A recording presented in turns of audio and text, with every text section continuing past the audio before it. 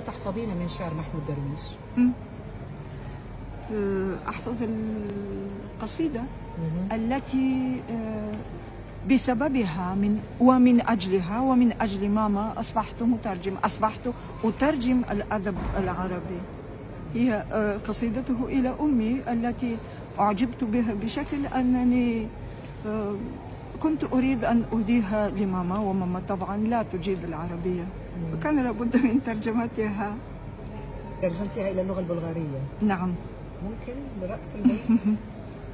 أحن إلى خبز أمي وقهوة أمي ولمسة أمي، وتكبر في الطفولة يوما على صدر يوم، وأعشق عمري لأني إذا مت حين غزة أخجل من دمع أمي.